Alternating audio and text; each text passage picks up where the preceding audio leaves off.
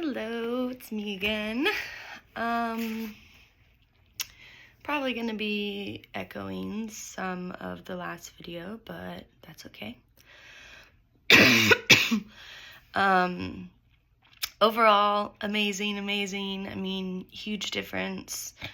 I hope that you could kind of feel the change with just the board placement, pushing her chair back, seemed to be a lot more accurate, and also trying to work on that pencil grip, leg down, everything. I was so impressed, and that was so awesome how you even recognized that she was still a little too close and she didn't have that full range of motion. Great board placement. It was just really encouraging. That very first word was so awesome, so good job. And I think you did it anyways, but I just noted for her and anyone else, make sure that when she's not spelling, the pencil is on the table, because then they just kind of get stuck and almost wait, and then it could be hard initiating. But I think you did kind of motion or coach her to put it down.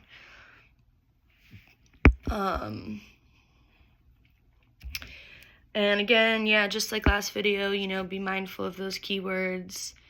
There was the Boston Cooking School, which, I know was an important part of the chunk because it was a place that they were talking about, but I would have skipped that just because it's a lot to break up the reading, and like the Boston Cooking School, those are all very basic words. So yeah, just aim to spell out 3 or 4 words when you're reading any chunk, just to try and keep the pace nice. And then, depending on what pencil you're using, most pencils should be good with the point. Yeah, I would try pencils. You could even get a little, what is that, golf score sheet pencil, shorter, so she doesn't have as much work to work with the pokey like this. Great prompting, good directional, loved it. Just like how I said in the last video, just be mindful that when you're doing a letter, like recipe, instead of are then, and then you get the board and you say are then, you don't need to repeat it. So just say are then, keep looking, go for it. And then, yeah, amazing directional prompts. Remember to sometimes you can think about using prompts for the eyes, like scan the board or eyes in the top corner. She was having a hard time with the letters in the middle, which, everyone does, and it's hard for us as CRPs to figure out the best way to support that. But I would just say right in the middle, just like how you did really well saying it's a double. What else? So last letter. So yeah, and then another example too, I think she was spelling Fanny Farmer, and you said, let's spell Fanny Farmer. And after she got to Fanny, you said, okay, spell farmer, and we're spelling farmer. So instead of doing that, definitely you never have to repeat the word twice, but a lot of times I find myself doing that, or others, just because you're reminding your own self. But I would have just said, okay, Fanny, and next word, first letter, go. Again, also with the spells, she was so on it, you guys were flowing, so after those first 3 or 4 words, I would have called it with spells for the day. I noticed later on in the video too, you did some spells, but yeah, remember, it's just a warm-up, and if she's on it, then go to those greens.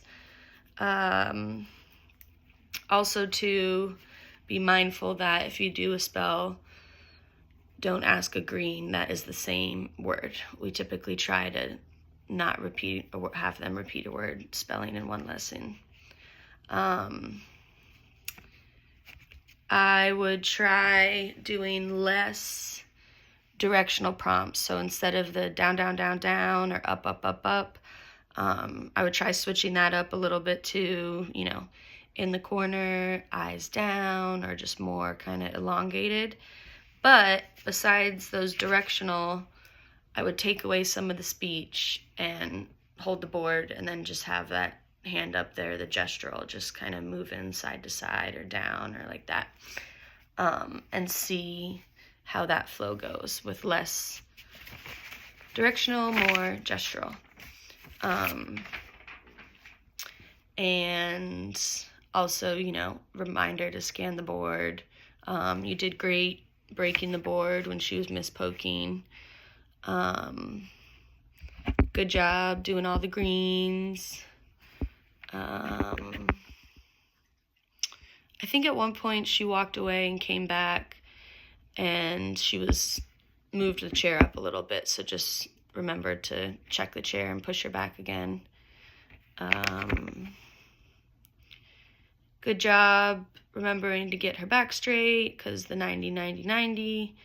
I would, though, for the next time, instead of kind of giving her that little touch, just trying to prompt her and coach the motor. And yeah, it's looking good. I mean, it was very, very clear that you were implementing everything that we had discussed, and already a really, really huge improvement. So I can't wait to see where you girls go. Good job. Shoot me a text if you need to arrange a call to chat about any of this.